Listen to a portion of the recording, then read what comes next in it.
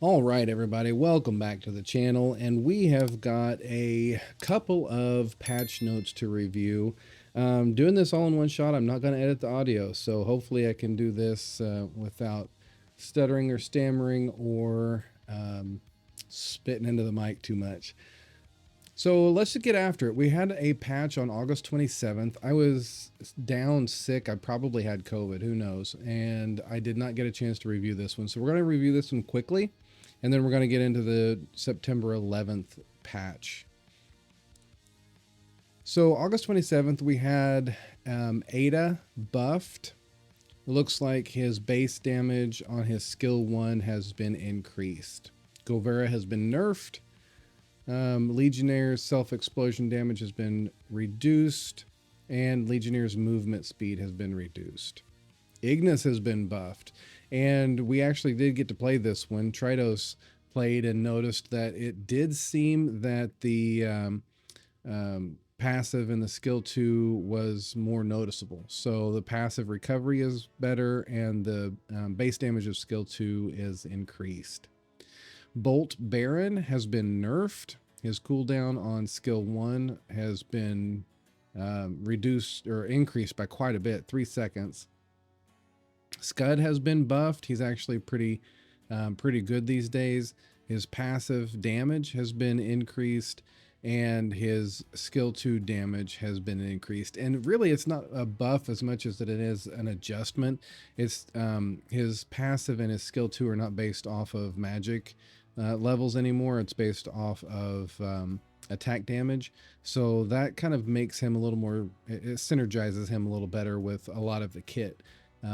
So his passive and his skill 2 are based off of attack now, and that's a pretty good buff for him. Ming was nerfed. Skill 2 defense reduction was reduced, and the ultimate base damage was reduced. And then battlefield adjustments that didn't seem to apply to us. This Mildar jump platform did not seem to come to the global version that Level Infinite puts out. So we can thank Level Infinite for not getting anything fun. And then bug fixes and optimizations as normal. Pause if you want to read those. Now, on to the most recent September 11th patch notes. We've got quite a bit of things happening here as well.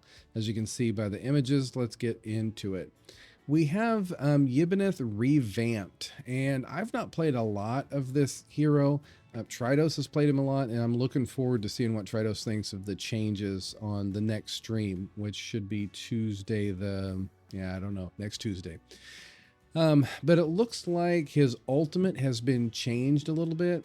So now instead of just using his ult where he's located, he jumps to a destination location. They did the same thing with I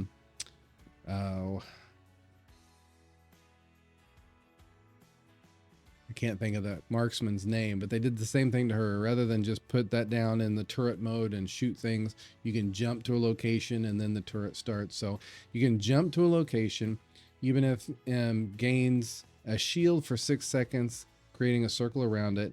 Now it's interesting that during this period, Yibbeneth gains Iron Body and can control magic within the circle. Brunhilde.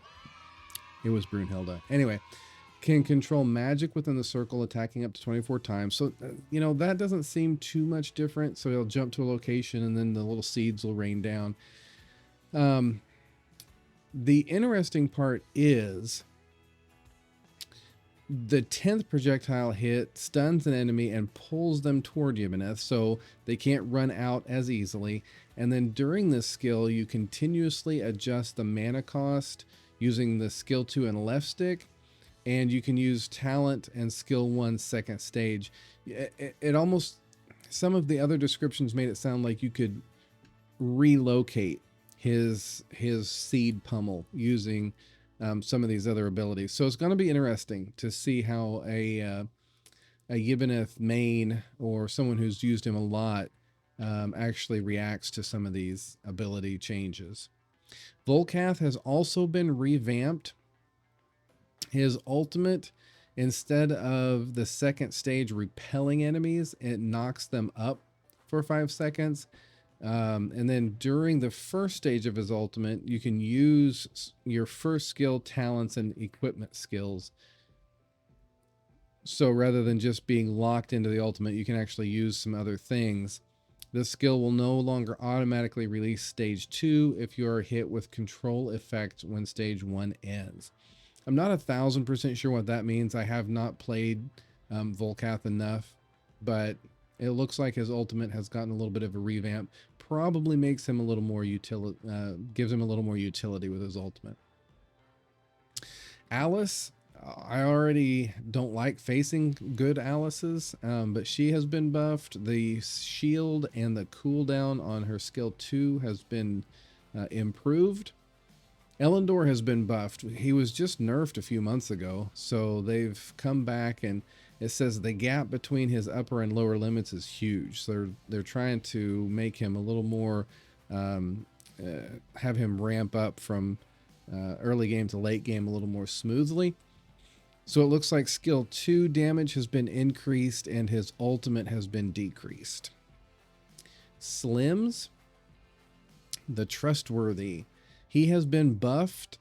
This is pretty interesting. His flying spear stun duration has been increased, which, let's see, it says he's been buffed. Stun duration, oh, minus, yeah, half, 0.5 seconds minus 2 seconds. That's, I think this is a typo. I think it's supposed to be 0.5 level minus 2 seconds or something to that effect. And it didn't get typed in there correctly. So it looks like he has a half a second longer stun. Skill 2, leap of vitality. So when using skill 1, while skill 2 is in the air, skill 1's flight speed will be increased, and it can move an additional distance according to the direction of the joystick and can pass through walls. So it looks like you can use skill 1, then use skill 2. Let's see, while skill 2 is in the air. Oh, you can jump using skill 2 and then throw skill 1 while you're in the air. You can throw it over walls and it'll increase the speed if you can do it. His skill 2 does not keep him in the air for that long, so this is going to be interesting to see how useful this new mechanism is, but we'll give it a shot and see what happens. And then his ultimate, his new mechanism during the ultimate effect, the damage caused by skill 1 can trigger the extra physical damage effect of the ultimate. All right, so some buffs for Slimz.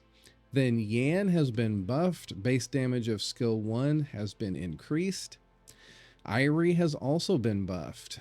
Skill 1 base damage and skill 2 cooldown have all been improved. And then, as always, well, there's only one bug fix, so let's read it. Fixed an issue where Thorn's last magic bullet before running out of energy has abnormal damage. And if you haven't noticed, we finally have Billow on the Level Infinite global version. This has literally been released on the Garena version since January 15th. So 8 months later, Level Infinite has finally blessed us with flipping the switch from no to yes, and we have Billow.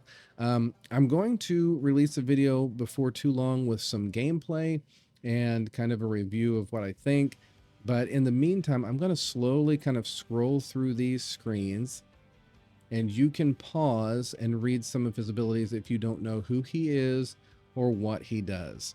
And that's everything that came out in the September 11th update. I do hope you guys enjoyed this video. If you did, please like the video, subscribe to the channel, and I will see you all on the battlefield.